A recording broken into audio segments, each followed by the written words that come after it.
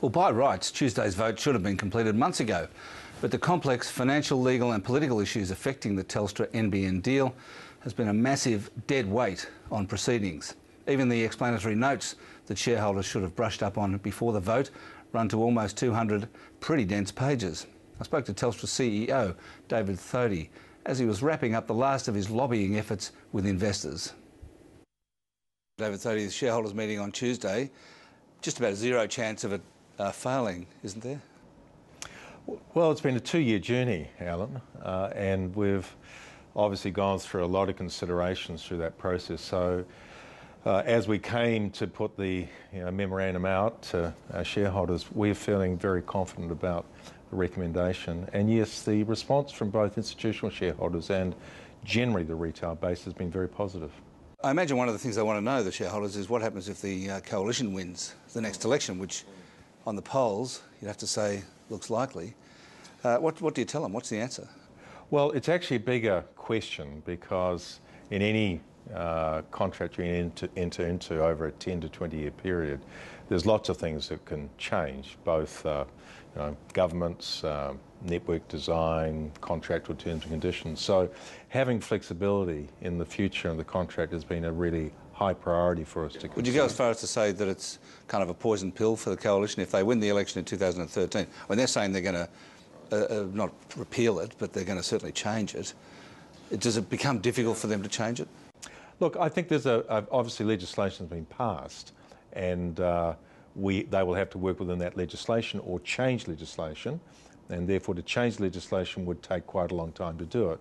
Or there is optionality for them in terms of how they could reconfigure. But for us, in terms of taking it to shareholders, the very important thing for us is to say, hey, we've done a negotiation, there's $11 billion of value here. Do you agree that that is acceptable for this change? And then that gives us the flexibility as we go forward to negotiate. So we've got to have optionality going forward, and that's been a really important consideration, whether it's government changes, policy changes, network changes, whatever. So, and the other thing that's ongoing is the negotiations with the ACCC about the separation within Telstra. They've expressed some concerns about what happens while you run out the copper until the copper's finished. How are those discussions going now? Look, they're going well. I mean, they're obviously complex and they take time to work through. But any chance of that falling over? I mean, what well, 5% chance, 10%? Yeah. Oh, look, I wouldn't want to put a probability on it, but everything we've seen so far, we think all the issues are solvable. It just takes time to work through all these issues. Just taking a step back for a moment, looking at the NBN, will telecommunications in Australia for ordinary people and businesses cost more under the NBN or the same as it did before? I think it's better to look at how much you're getting for what you pay. There's no question that as you put fibre out to every home, that the bandwidth increases so you can get more information down that line. And that's really where you're going to see the significant change. There'll be better value. But I don't think the entry price is going to significantly change at all. No, but the people who just want to have a phone call, right, is that going to cost them more? Well, the government's still working through the voice-only option, which is when you don't want broadband. But for anyone who's just got an entry-level broadband plan, they will pay around about the same amount on our I've seen estimates that to make the NBN pay, they need $33 per month wholesale, right, which is 3 times the average broadband wholesale price now. Is that kind of right? It's maybe a little bit high, but the NBN financials are a separate issue from what retailers actually pay. Remember, we buy from NBN and then we put we do hopefully add a lot of value to that and then we offer a retail price. But it is around about, today the average household pays around about $50, average household, but there are that's a combined voice and broadband. So if you just want a voice-only service, you're down around $20, $21, and then if you get a broadband service, you can start an entry-level price around $30 and get up to $100 a month. So you've got to look at both the entry-level, the average, and the high-end. But in general, people will get more for what they're paying. And do you expect under the NBN that your margins will expand or shrink? No, we've been very clear, as we saw in the explanatory memorandum, our margins shrink in the resale of NBN, and therefore we're getting the compensation Therefore, that's why it's a good financial deal for us. But our margins on fixed infrastructure do shrink. Now, you mentioned that the average is $50. Roughly $50, yeah. How is that trending at the moment? Is it coming down? Is your revenue per user per month coming down or going up? No, it's pretty constant, but what we're doing is giving more for that $50. So someone may have started on an entry-level speed, and then over the years we've increased the amount of data allowance and the speed, but they still pay on average around $50. The deal with the NBN, $11 billion value, as you say, a unique opportunity for any company to have cash flows for 20 years underwritten by the government. What are you going to do with the money? You obviously keep getting asked that. I've asked you that. Yes, you have asked me.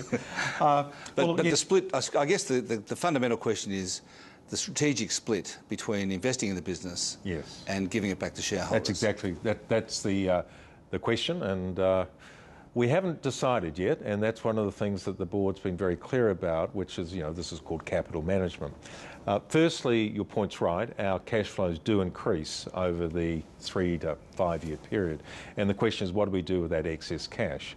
We've always said that if we haven't got a use for it, we'll give it back to shareholders.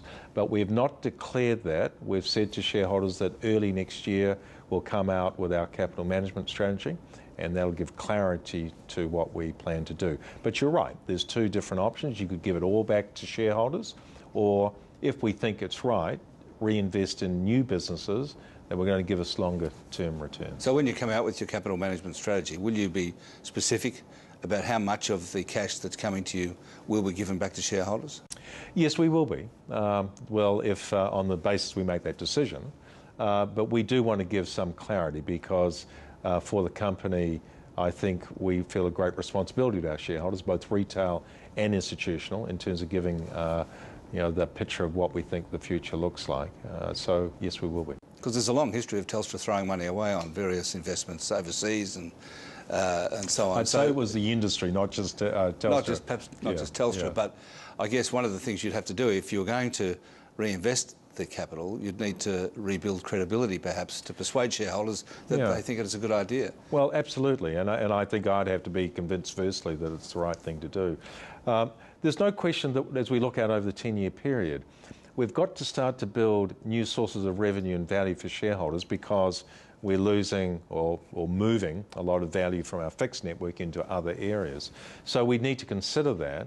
But that will take time, and we need to be very considerate about where we do go. You're right, this industry has had a very bad track record in terms of mergers and acquisitions. So if we were to move into either geographical expansion or to look at other adjacency expansion into other industries, we'd have to be very convinced that we can really add value to that and give a good return to shareholders. I mean, one thing that really stands out is that although you're losing control of the fixed line telecommunications, as it were, because the NBN's being built, whether you like it or not, what you do have is mobile, wireless, and you own the networks and always will. And so the question then is, what plans do you have for 4G wireless, and how much can you invest in that to create and build that business? Well, we think wireless is a critically important part of our future.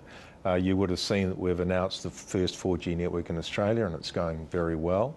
Very strong take-up, even in the first few weeks. So we see wireless as a very strong business going forward, and we'll continue to invest strongly in that. I mean, even this year we'll be investing $600, $700 million just in building out infrastructure, upgrading that service. The 4G is very fast. I mean, is it potentially, in the future sometime, a viable alternative to the NBN for some people?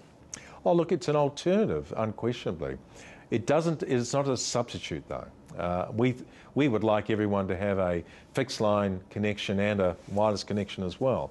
I mean, fibre has some characteristics. If you're at home and you want a lot of information, be it video connection, YouTube or IPTV, but wireless can be a very, very important option as well. How is the current economic environment affecting your revenues at the moment? Well, look, we're all aware of, that retail's pretty slow at the moment. So foot traffic in our stores is down. However, actual sales volumes are holding up very well. So as we're going into the Christmas period, Well, things are travelling with good momentum, but retail is definitely lower. We'll see how the iPhone 4S impacts that retail foot traffic in the next couple of weeks. We think that there's still a lot of people waiting to see what's going to happen in the economy and globally. So there's no question people have got cash in their bank accounts. It's just we need them to start spending. But for us, we're okay. Thanks for joining us, David Thodey. Thank you, Alan.